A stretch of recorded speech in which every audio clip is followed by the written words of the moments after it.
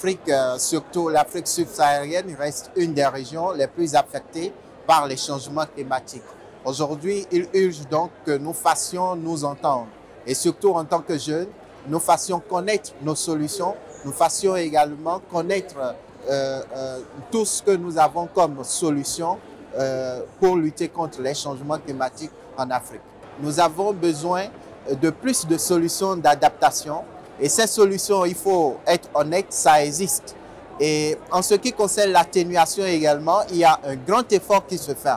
Mais ce qui constitue le plan aujourd'hui dans l'aile, dans la lutte climatique en Afrique, reste encore le financement.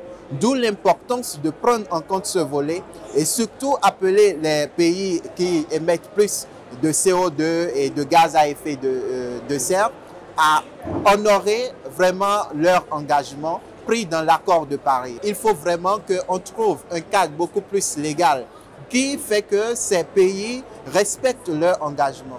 Et le quatrième pilier qui est très important, c'est la collaboration. La lutte climatique concerne tout le monde. Aujourd'hui, on ne peut pas rester juste en tant que pays africain avec nos ressources aujourd'hui, développer toutes les solutions, mettre à l'échelle tout ce qu'il y a lieu pour atteindre cette lutte. Il faut donc une concertation entre pays, entre experts, entre les diverses parties prenantes, que ce soit de la société civile, que ce soit des acteurs étatiques, des acteurs privés, pour qu'on ait des collaborations plus fructueuses en faveur de la lutte climatique.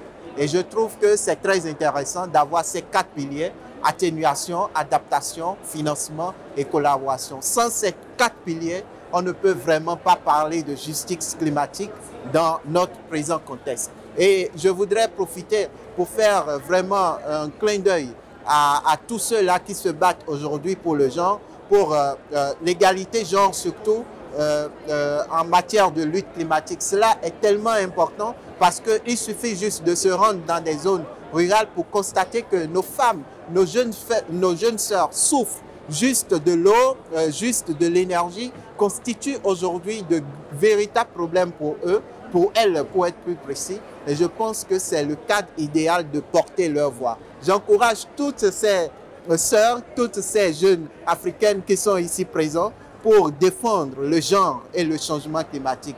Courage à vous et le meilleur restera toujours à notre côté.